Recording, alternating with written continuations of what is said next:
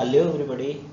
आज के लेक्चर में हम डिस्कस करेंगे monkey climbing on a string. एक स्ट्रिंग पर जब मंकी ऊपर की ओर चढ़ता है तो उसकी मैकेनिक्स से रिलेटेड प्रॉब्लम्स को हम डील करने जा रहे हैं। चलिए मैं एक मेथड तैयार कर लेते हैं कि इस तरह प्रॉब्लम्स को कैसे सॉल्व करेंगे। एक मंकी हमने दिखाया है और ये मंकी इस स्ट्रिंग पर ऊपर या नीचे की तरफ मूवमेंट कर रहा है। तो फर्स्ट ऑफ ऑल मंकी एक फोर्स से स्ट्रिंग को पुल करता है, से वो एफ है। वो जो फोर्स है वही इस स्ट्रिंग में एक टेंशन क्रिएट कर देता है। तो टेंशन टी हो गया हमारा एफ के बराबर। बी पोजीशन पे हमने मंकी को मान लिया। तो इस बी पॉइंट पर यदि टेंशन हमसे पूछा जा रहा है तो वो जितना भी फोर्स मंकी ने अप्लाई किया है उसी के इक्वल होगा, टी इक्वल टू एफ। अब मंकी ऊपर कैसे चढ़ता है? जितने फोर्स से मंकी स्ट्रिंग को पुल करता है उतना ही फोर्स मंकी को ऊपर चढ़ने के लिए मिलता है, यानी इसको ऊपर जाने के लिए भी फोर्स कितना मिलेगा? एफ के इक्वल। फिर ये बात है इस बी और सी पॉइंट के बीच में स्ट्रिक्ट टेंशन में है। यदि हमसे ए और बी के बीच में पूछा जाए तो देखिए यहाँ कोई टेंशन नहीं है, इसकी वैल्यू कितना होगा? 0। अब कहीं भी जैसे बी पॉइंट पर एग्जैक्टली टेंशन कितना है, मास से किस तरीके से रिलेटेड है। इट में हैपन कि मंकी ऊपर की तरफ जा रहा है, डाउनवर्ड जा रहा है, एक्सेलरेशन है या कांस्टेंट वेलोसिटी है। तो इस तरीके की प्रॉब्लम्स डिवाइड होंगी। तो वन बाय वन देखते हैं कैसे डील करेंगे। फर्स्ट ऑफ ऑल अगर मंकी ऊपर की तरफ एक्सेलरेटेड है, ऊपर की तरफ एक्सेलरेशन है, तो हम जैसे प्रीवियस लेक्चर्स में देखा था हम t equal to M G plus A कर देंगे, शॉर्ट टेक्निक। और इन केस वो डाउनवर्ड एक्सेलरेटेड है तो उस केस में जिस भी पॉइंट पर, जैसे यहाँ बी पॉइंट की बात हो रही है, तो टेंशन होगा एम जी माइनस ए।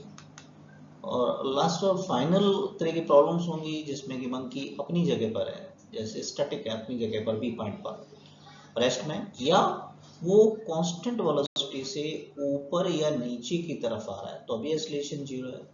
तो ए दोनों अपर केसेस में यदि हम 0 पुट करेंगे तो क्या आने वाला है? T equal to M G. तो इस केस में टेंशन कितना हो जाएगा? T equal to M G के बराबर। अब इस मेथड को इलस्ट्रेट करने के लिए कुछ क्वेश्चंस ले लेते हैं अपन। वेरी फर्स्ट क्वेश्चन में हमारे पास एक 5 kg का एक मंकी है जो कि एक स्ट्रिंग पर ऊपर की तरफ क्लाइंब कर रहा है। से इसमें दे रखा है कि हमारे पास जो स्ट्रिंग है, रॉप है, उसका ब्रेकिंग स्ट्रेंथ 150 न्यूटन है। ब्रेकिंग स्ट्रेंथ का मतलब मैक्सिमम टेंशन जो कि स्ट्रिंग विथस्टैंड कर सकती है, सहन कर सकती है, उसके बाद में थोड़ा सा भी बढ़ेगा तो टूट जाएगी स्ट्रिंग। फिर क्वेश्चन है what is the maximum acceleration with which it can, से मंकी ऊपर चढ़ना चाहता है तो इसका मैक्सिमम एक्सेलरेशन कितना हो सकता है? मैक्सिमम एक्सेलरेशन इसका कितना हो सकता है जिससे कि रस्सी टूटे नहीं। It carry the meaning. तो न्यूटन सेकंड लॉ अप्लाई करेंगे अपन एक्सेलरेशन फाइंड करने के लिए। जैसे प्रीवियस प्रॉब्लम्स में देखा है हमने F equal to M A जो अप्लाई करते हैं तो A equal to F by M हो जाएगा हमारे पास में। तो नेट फोर्स, अब ये मंकी हमारा ऊपर की तरफ मूवमेंट कर रहा है तो हम क्या कहेंगे? टेंशन तो ऊपर की तरफ है और एम जी इसका होगा डाउनवर्ड, तो नेट फोर्स कितना हुआ? T minus M G divided by M. अब क्वेश्चन का रिक्वायरमेंट देखें, इन्होंने बोला है हमसे मैक्सिमम एक्सेलरेशन। तो अगर ये टी मैक्सिमम होगा तो ए भी आपका मैक्सिमम होगा, टी मैक्सिमम होगा तो ए भी मैक्सिमम होगा। तो टी की मैक्सिमम वैल्यू कितनी है? That is given to us 150 newton. M हमें गिवन है 5 kg, जी को हम 10 ले लें तो ये वैल्यू पुट करें अपन 150, T maximum breaking strength, M 5, this is 10, ये 5। तो 150 माइनस 50 कितना हो गया? 100 डिवाइडेड बाई 5। तो 5 की टेबल से कट कर दें इसको 5, तो इसको कट करेंगे तो कितना जाने वाला है? 20। तो मीन्स मैक्सिमम एक्सेलरेशन मंकी का क्या हो सकता है ऊपर जाने के लिए? 20 मीटर पर सेकेंड स्क्वायर। That's it. अब इसी प्रॉब्लम में यदि हमसे कहा जाए कि मंकी को नीचे आना है तो मैक्सिमम एक्सेलरेशन क्या हो सकता है? मैक्सिमम एक्सेलरेशन क्या हो सकता है। इस केस में मंकी नीचे की तरफ आएगा, तो डाउनवर्ड हमारे पास में फोर्स क्या होगा, mg, और जो टेंशन है वो इसको ऊपर की तरफ एक फोर्स प्रोवाइड करेगा t। तो हम एक्सेलरेशन निकालें, फाइंड करें न्यूटन सेकंड लॉ से, F इक्वल टू ma से, तो a क्या होगा, F by m, net force divided by total mass. Net force दोबारा से मंकी को डाउन आना है, क्लाइंब डाउन नीचे, तो mg माइनस टी, तो नेट फोर्स हो जाएगा mg minus T divided by the total mass. m given है अपने पास में, लेकिन इस बार रिक्वायरमेंट है हमको मैक्सिमम एक्सेलरेशन। तो यहाँ थोड़ा सा दिमाग लगाना है अपने को कि t की वैल्यू यदि मिनिमम रखेंगे तभी ये मैक्सिमम होगा हमारे इस केस में। अब मैक्सिमम टेंशन तो 150 न्यूटन दे रखा था, मिनिमम तो नहीं दे रखा। मिनिमम करी तो मीनिंग जीरो, मिनिमम टेंशन कितना हो सकता है, जीरो। मैक्सिमम की वैल्यू है, मैक्सिमम करी तो मीनिंग उसका लिमिट है 150। तो इस केस में ये टी मिनिमम की वैल्यू हम क्या रख देंगे यहाँ पर, जीरो। एम गिवन है क्वेश्चन के अंदर, वैल्यू रखें अपन 5, मंकी का मास 10, जी की वैल्यू, और टेंशन कितना है, जीरो। ये this is the important step. तो ये हमारे पास आ गया 50/5। 5 को 50 से कट कर दें अपन, 5 × 5, और ये हो गया हमारे पास 10। तो मैक्सिमम एक्सेलरेशन इस केस में कितना हो गया, 10 मीटर पर सेकंड स्क्वायर। मींस इस केस में इस स्ट्रिंग पे मंकी को अगर नीचे आना है तो इसका मैक्सिमम एक्सेलरेशन कितना होगा, 10 मीटर पर second square. Is it? Next problem लेते हैं अपन। नेक्स्ट प्रॉब्लम में एक 50 kg का ब्लॉक है हमारे पास में, 50 kg का ब्लॉक, और दूसरे एंड पर एक मंकी है। अब क्वेश्चन ये कह रहा है कि monkey should climb with the uniform acceleration, this word just is important, just greater than, यानी इस हमारा यहाँ पर इस पर्पज इस प्रॉब्लम का 50 kg का ब्लॉक जस्ट उठ जाना चाहिए। तो उस केस के लिए हमसे यहाँ पर मंकी के एक्सेलरेशन की वैल्यू जस्ट किस वैल्यू से ज़्यादा होनी चाहिए, ये पूछा गया है। तो अब इसमें एक इम्पॉर्टेंट बात है, सबसे पहले हम 50 kg के ब्लॉक पर कॉन्सेंट्रेट करते हैं। पर्पज क्या है, ये उठ जाना चाहिए, इसका एक्सेलरेशन हो नहीं हो, पर्पज क्या है, उठना चाहिए। मिनिमम एक्सेलरेशन से उठ जाएगा तो अभी हमारा काम चल जाएगा। मिनिमम एक्सेलरेशन कितना, जीरो।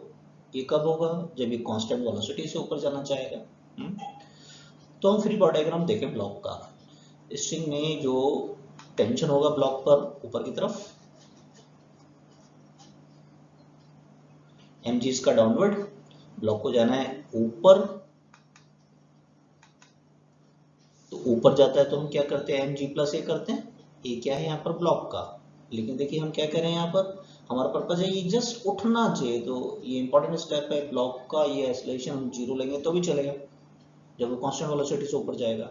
तो वैल्यू पुट करते हैं अपन, m ब्लॉक का मास कितना है, 50 kg गिवन है, g 10 ले लिया अपन, और a ब्लॉक का 0। तो ऐसे हमारे पास स्ट्रिंग में आ गया 150 न्यूटन। तो स्ट्रिंग में 150 न्यूटन, और एक स्ट्रिंग जो कि मासलेस होती है, पूरी स्ट्रिंग में थ्रू आउट द लेंथ, पूरी लेंथ पर टेंशन की वैल्यू एक ही होती है। तो इस एंड पर जहां मंकी सस्पेंडेड है वहां भी टेंशन की वैल्यू कितना होगा, 150 न्यूटन। तो अब मंकी का एक्सेलरेशन हम फाइंड कर सकते हैं क्योंकि टेंशन की वैल्यू हमारे पास आ गई। तो मंकी का फ्री बॉडी डायग्राम देख लेते हैं और सेकंड लॉ लगा देंगे। मंकी के ऊपर की तरफ टेंशन की वैल्यू आ गई, स्ट्रिंग में कितना था 150, नीचे mg, मंकी का मास कितना है 10, मल्टीप्लाई बाय g कितना है 10, मास 10। सॉल्व करते हैं इसको, 150 माइनस 150 हो गया, कट करते हैं इनको, 10 को 50 से, तो 5 आ गया। तो मंकी के लिए हमारे पास एक्सेलरेशन की वैल्यू कितना आ गया, 5 मीटर पर सेकंड स्क्वायर। मीन्स अगर 5 मीटर पर सेकंड स्क्वायर से थोड़ा भी ज्यादा हुआ तो ये ब्लॉक इस प्लेन से ऊपर उड़ जाएगा, ये मतलब है। Is it clear? चलिए नेक्स्ट प्रॉब्लम ले लेते हैं। इस प्रॉब्लम में एक 6 kg मास का एक मंकी स्ट्रिंग के एक एंड पर और दूसरे एंड पर 10 kg का एक ब्लॉक है। इस पर मंकी कितने फोर्स से स्ट्रिंग को पुल कर रहा है, that is given to us 120 Newton.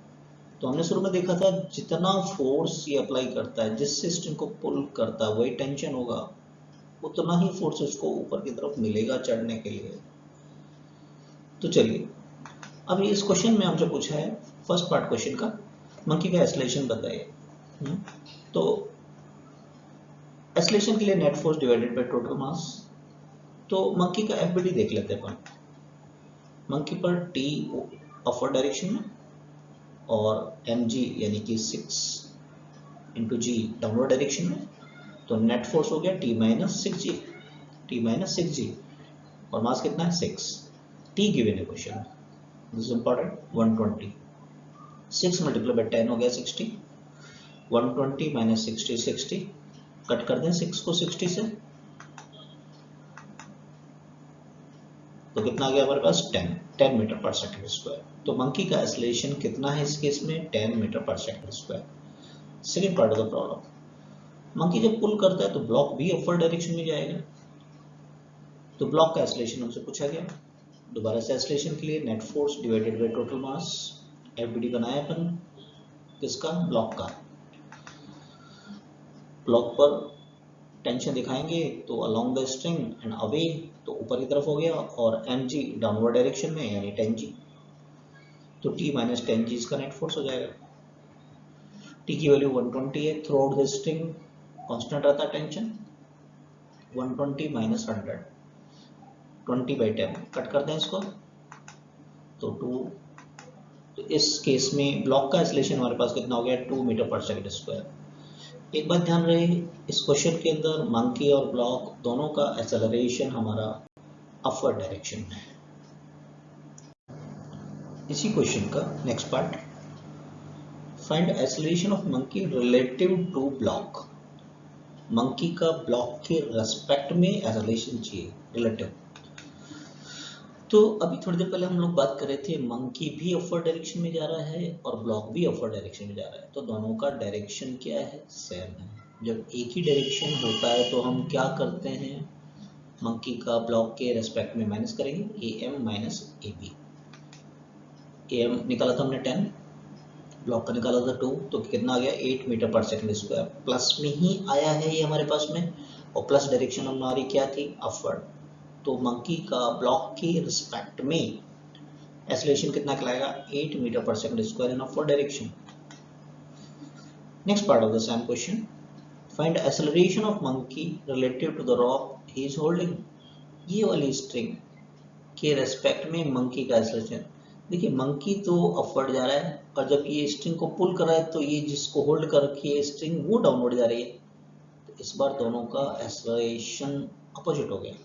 String का एक्सेलरेशन क्या होगा, जो एक्सेलरेशन इस ब्लॉक का होगा 10 kg का ब्लॉक, उसी एक्सेलरेशन उतने ही मैग्नीट्यूड से ये स्ट्रिंग डाउनवर्ड आएगी। तो इस बार मंकी और स्ट्रिंग का एक्सेलरेशन अपोजिट डायरेक्शन में हो गया, तो रिलेटिव के लिए हमें क्या करना पड़ेगा, ऐड करना पड़ेगा, क्योंकि डायरेक्शन क्या है, अपोजिट। तो मंकी का रॉक के रेस्पेक्ट में am प्लस ar कह दिया हमने 10, और ar क्या लिया हमने, वही ब्लॉक का एक्सेलरेशन 2, तो क्या हो गया 12 मीटर पर सेकंड स्क्वायर, लेकिन प्लस में ही आया है, तो मंकी का रॉक के रेस्पेक्ट में अपवर्ड एक्सेलरेशन होगा, क्योंकि ये प्लस में आया है इसलिए। क्लियर। नेक्स्ट क्वेश्चन, इस बार हमारे पास दो मंकी है, 6 kg और 5 kg का। 6 kg वाला मंकी 4 मीटर पर सेकंड स्क्वायर से अपवर्ड, और 5 वाला भी अपवर्ड ही जा रहा है, बट डिफरेंट एक्सेलरेशन 6 मीटर पर सेकंड स्क्वायर से। अब क्वेश्चन ये है, find the force exerted with the rock on the point of suspension. ये रॉक इस P पॉइंट को कितनी फोर्स से पुल कर रही है, न्यूटन्स थर्ड लॉ से एक्शन और रिएक्शन इक्वल होता है, तो ये सीलिंग यानी P पॉइंट स्ट्रिंग को जितने फोर्स से पुल करेगा, यानी यहाँ टोटल टेंशन हमें कैलकुलेट करना। तो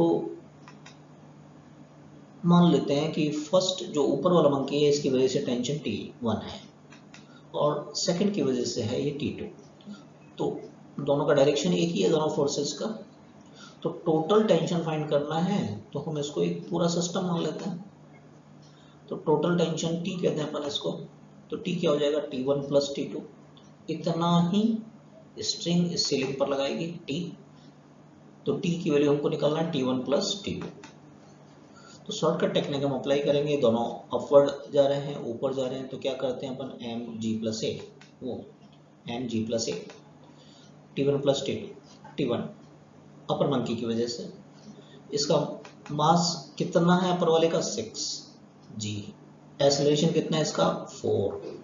नीचे वाले मंकी की बात करें, मास कितना है 5 g और एक्सेलरेशन कितना है 6। तो बेस्ट रहेगा ये तरीका। g प्लस 4, 10 प्लस 4 कितना हो गया 14, 10 प्लस 6 कितना हो गया 16, 14 6 जा 84, 16 5 जा 80, दोनों को प्लस कर दें हम, कितना आ गया 160 न्यूटन। तो इस P पॉइंट पर कितना फोर्स लग रहा है, पॉइंट ऑफ सस्पेंशन पर 160 न्यूटन। एक और क्वेश्चन ले लेते हैं जिसमें कि एक्सेलरेशन और कांस्टेंट वेलोसिटी, दोनों एक्सेलरेशन नहीं है, और डायरेक्शन भी अपोजिट ले लेते हैं। अपर मंकी है अपर डायरेक्शन में 2 मीटर पर सेकंड स्क्वायर के एक्सेलरेशन से जा रहा है, और लोअर जो मंकी है 8 kg का वो 2 मीटर पर सेकंड की वेलोसिटी है, यूनिफॉर्म वेलोसिटी, उससे डाउनवर्ड डायरेक्शन में आ रहा है, नीचे की तरफ आ रहा है। अब इस क्वेश्चन में फिर से हमसे find tension in the rope at the fix point, यानी इस P पॉइंट पर टोटल Tm। तो मान लेते हैं अपर मंकी की वजह से T1 है और लोअर मंकी की वजह से T2 है। दोनों टेंशन की बात करेंगे, देखिए away from the block an object and along the string होता है, तो डायरेक्शन दोनों का एक ही हो गया। तो एक मान लें अपन इसको, डायरेक्शन एक ही है तो हम इसको प्लस कर सकते हैं T1 प्लस T2, तो यहाँ भी इतना ही होगा, है ना, क्योंकि स्ट्रिंग तो मासलेस है हमारी। तो शॉर्टकट टेक्निक लगाएं अपन, ऊपर जाएगा तो प्लस कर देंगे, डाउनवर्ड आएगा तो माइनस कर देंगे, एक्सेलरेशन जो भी है वो वैल्यू रख देंगे T1 प्लस T2। अब देखिए फर्स्ट T1 m कितना है 10 g प्लस 2। अच्छा, ये लोअर मंकी है डाउनवर्ड आ रहा है तो इसलिए माइनस शो कर लिया हमने इसको, 8g माइनस a। अब ये कांस्टेंट वेलोसिटी है, यहाँ हमें एक्सेलरेशन की वैल्यू चाहिए होती है, तो वेलोसिटी कांस्टेंट है तो एक्सेलरेशन कितना हो गया 0, कितना हो गया 0। अब इसको सॉल्व कर लेते हैं। g यानी 10 प्लस 2 कितना हो गया 12, 8 g की वैल्यू यहाँ 10 रख दी हमने, 10 को 12 से किया 120 and this is 80, sum up किया कितना आ गया 200 न्यूटन। तो इस बार P पॉइंट पर टेंशन या फोर्स कितना लगेगा फिक्स पॉइंट पर 200 न्यूटन। आज के लेक्चर में हमने क्या देखा था कि मंकी किसी स्ट्रिंग पर ऊपर या नीचे आ रहा है, ओके, इसी जगह एक पर्सन भी हो सकता है, तो भी प्रॉब्लम ऐसे सॉल्व करेंगे। नेक्स्ट लेक्चर में हम देखेंगे एक सेल्फ ऑपरेटेड स्विंग होता है, झूला, चेयर, मोशन चेयर जिसको बोलते हैं। अगर आपने देखा हो तो हाई टॉल बिल्डिंग्स होती हैं जिनके कि मिरर्स वगैरह को साफ करने के लिए या पेंटिंग वर्क वगैरह करने के लिए वर्कर्स जो काम करते हैं उस पर बाहर झूल कर सेल्फ ऑपरेटेड चेयर होती है, तो उस पे ऊपर या नीचे किस तरीके से मूवमेंट होता है, उसकी मैकेनिक्स क्या होती है, तो नेक्स्ट लेक्चर में अपन देखते हैं इसको। थैंक यू फॉर वॉचिंग, मिलते हैं नेक्स्ट लेक्चर में।